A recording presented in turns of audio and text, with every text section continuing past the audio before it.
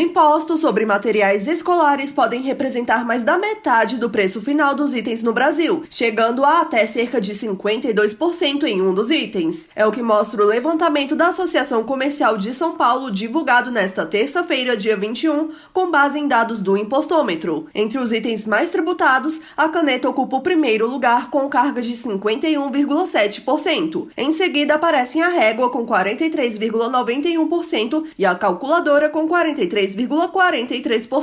Os livros escolares apresentam a menor tributação, com 15,5%. Apesar da alta carga tributária desses materiais, o estudo indica uma leve redução nas taxas de impostos em comparação com 2024, reflexo de desonerações. À medida que o ano letivo se aproxima, o economista Ulisses Ruiz, da Associação Comercial de São Paulo, recomenda que os pais irresponsáveis planejem as compras com antecedência e pesquisem preços em diferentes estabelecimentos para minimizar os custos. Segundo a associação, o impostômetro é uma ferramenta que monitora a arrecadação de tributos no país desde 2005. Ela serve para conscientizar os brasileiros sobre os impostos e incentivá-los a cobrar os governos por serviços públicos de mais qualidade. Reportagem Natália Guimarães. Prefeituras de pelo menos 25 municípios do Brasil decretaram situação de calamidade financeira. A informação foi divulgada pelo portal UOL. De maneira geral, os débitos ultrapassam 6 bilhões de reais. Os dados correspondem somente a medidas tomadas após a posse dos novos prefeitos em 1º de janeiro de 2025. Ao fazer um decreto de calamidade financeira, o município está oficializando perante a população que não tem condições de cumprir com as obrigações necessárias relacionadas ao orçamento que tem,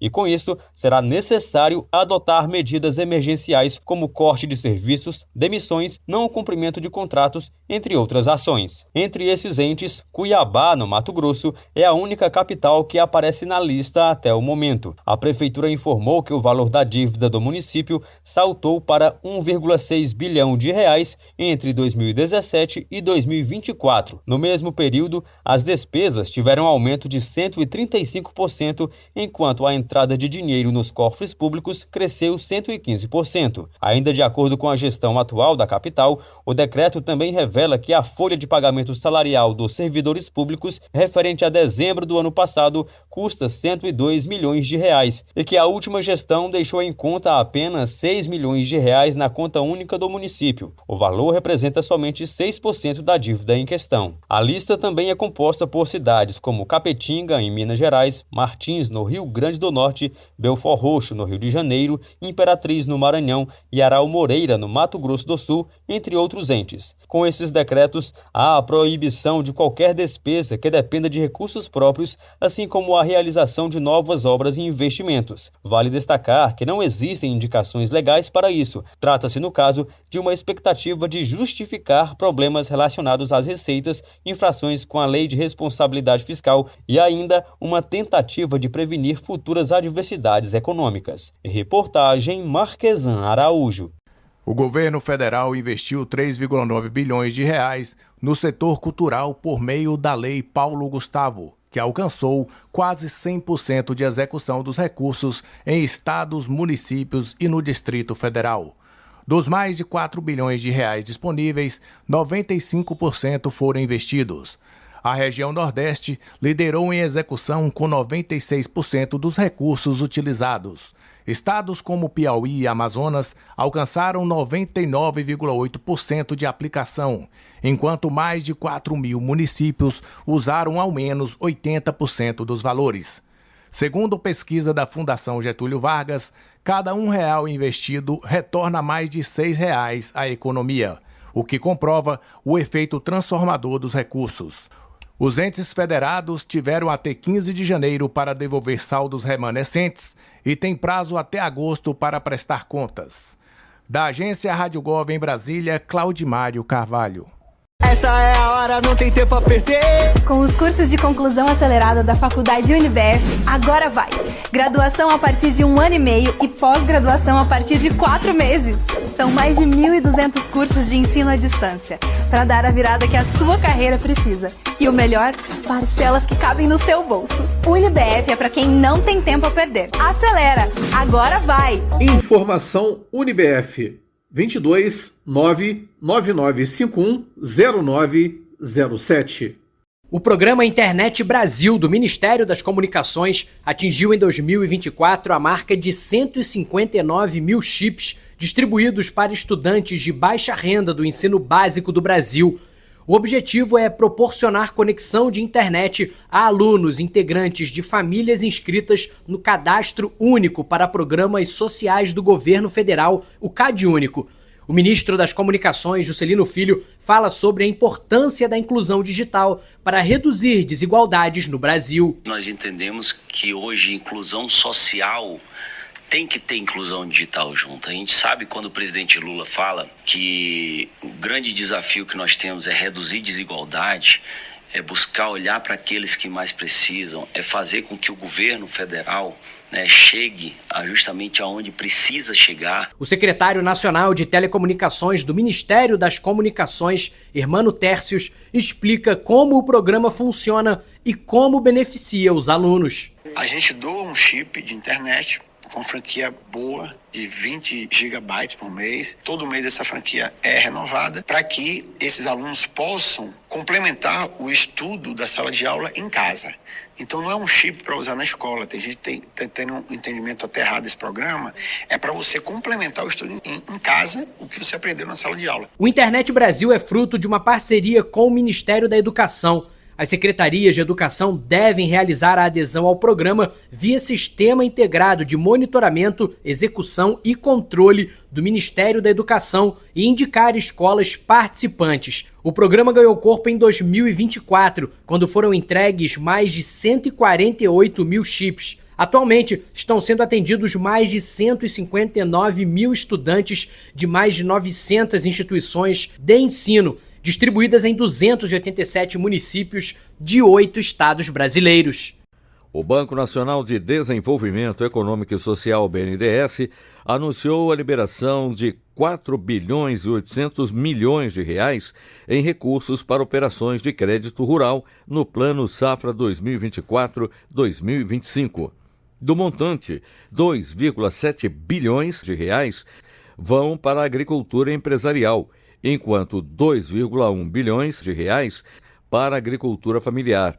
Os recursos são destinados a apoiar produtores rurais, cooperativas e agricultores familiares para custeio e investimento em diversas finalidades, incluindo ampliação da produção, aquisição de máquinas e equipamentos, armazenagem, inovação e práticas sustentáveis. O banco já aprovou 27,9 bilhões de reais em mais de 126 mil operações desde o início do plano 2024-2025 e ainda possui 11 bilhões de reais disponíveis nos diferentes programas agropecuários do governo federal para repasse até junho desse ano. O BNDES também oferece soluções próprias para garantir a oferta de crédito ao setor agropecuário durante todo o ano, como o BNDES Crédito Rural, que na atual safra já soma 3 bilhões e 700 milhões de reais em operações aprovadas. Da agência Rádio Gov em Brasília, Dilson Santa Fé. Custo de vida do brasileiro volta a subir. Na terceira medição de janeiro, o Índice de Preços ao Consumidor Semanal, o IPCS, da Fundação Getúlio Vargas, avançou 0,12%. A maior parte desse aumento se deve aos alimentos, com uma disparada de 1,32%, na média. O tomate, por exemplo, ficou 22% mais caro, enquanto o café em pó subiu 8%. Destaque negativo ainda para a mensalidade escolar, que normalmente sofre reajuste no começo do ano. A do ensino fundamental subiu 5% e a do ensino superior aumentou quase 4%.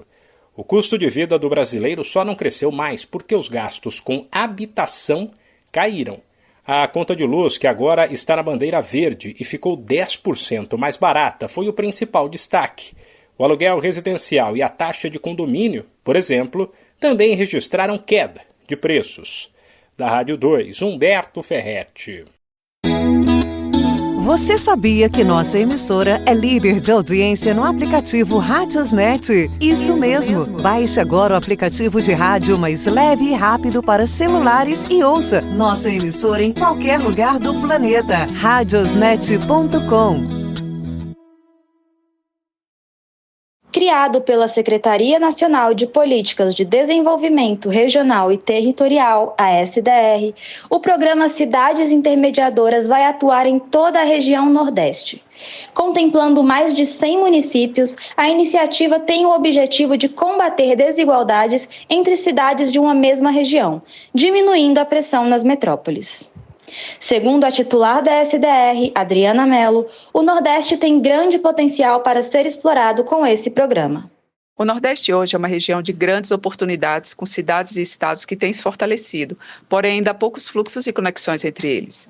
As capitais são importantes, mas ainda são poucas as cidades que possuem estrutura suficiente para atrair e fixar obras, serviços e produção de grande porte e complexidade. O objetivo, então, é promover a ativação em rede de cidades que se conectam no território e tornar o Nordeste uma região com dinâmica mais interiorizada, capilarizada. Isso contribuirá diretamente com seu processo de desenvolvimento. Serão contemplados 11 municípios do Piauí, 13 do Alagoas, 10 da Bahia, 7 no Ceará, 15 do Maranhão, 12 na Paraíba, 13 em Pernambuco, 17 no Rio Grande do Norte e 14 em Sergipe. O programa Cidades Intermediadoras deve ampliar o acesso a oportunidades de trabalho e renda, difundir bens e serviços públicos e aprimorar infraestruturas econômicas e urbanas. Tudo por meio da articulação de políticas setoriais federais que serão coordenadas pela União e demais entes federativos. Para saber mais sobre as ações do governo federal em desenvolvimento regional e territorial, acesse midr.gov.br. Reportagem Maíra Cristi. O Ministério da Saúde está ampliando ações para atender a população em situação de rua e tem como meta criar 600 equipes da estratégia Consultório na Rua até 2026, quase o dobro das 275 existentes. O investimento faz parte do Plano Ruas Visíveis, que prevê 304 milhões de reais para fortalecer a assistência, capacitar 5 mil profissionais e desenvolver uma política nacional de atenção integral à saúde dessa população. As equipes do consultório na rua, compostas por médicos, enfermeiros e agentes sociais, levam o atendimento diretamente aos locais onde as pessoas em situação de rua se encontram, garantindo cuidado integral. A formação específica para esses profissionais e para as equipes de saúde da família é parte essencial da estratégia, visando atender as necessidades mais urgentes e criar vínculos de acolhimento. Segundo o secretário de Atenção Primária, Felipe Proenço, foram criadas 3,8 mil equipes multiprofissionais, que vão trabalhar com cuidados ampliados. As equipes têm o apoio do programa Saúde da Família e do Mais Médicos. Da agência Rádio Gov em Brasília, Claudimário Carvalho. O Brasil continua registrando taxas alarmantes de violência sexual contra a mulher. Todos os dias, um número grande de meninas, jovens, mulheres adultas e idosas são vítimas desse tipo de violência. Dados do Ministério da Justiça e Segurança Pública revelam que o Brasil registrou no ano passado 9 estupros por hora. Foram ao menos 78.395 registros de estupro em 2024. Ao menos porque acredita-se que nem todos os casos são levados às autoridades, o que faz com que a realidade seja ainda pior. Mulheres são a maioria das vítimas, com 67.820 registros no ano passado. 9.676 pessoas estupradas em 2024 no Brasil eram do sexo masculino e 899 dos registros oficiais não informam o gênero da vítima. Ainda de acordo com os dados do Ministério da Justiça, os casos de estupro aumentaram em 11 estados de 2023 a 2024, com destaque para Paraíba, Amazonas, Amapá e Tocantins. Na Paraíba, para se ter uma ideia, o crescimento foi de 103,5%, passando de 575 casos para 1.170 casos no período. Em números brutos, no entanto, o estado com mais registros foi disparado São Paulo, com 14.827 ocorrências do tipo. Paraná, com 6.881, aparece na sequência. Depois vem Rio de Janeiro e Minas Gerais, cada um com um pouco mais de 5.300 casos cada. Rio Grande do Sul, com 5.024 registros, fecha a lista dos 5 estados com o maior número de estupros no ano passado. Da Rádio 2, Milena Abreu. Reúna os amigos e a família e vá ao Bona Pizza. O funcionamento é de segunda a segunda até às 10 da noite. Localizado na praça de alimentação do Friburgo Shopping, o Bona Pizza oferece pizzas doces e salgadas, lanches rápidos, sucos e refrigerantes. Bona Pizza do Shopping da Praça. Telefone com WhatsApp 2523 3025. 2523 3025.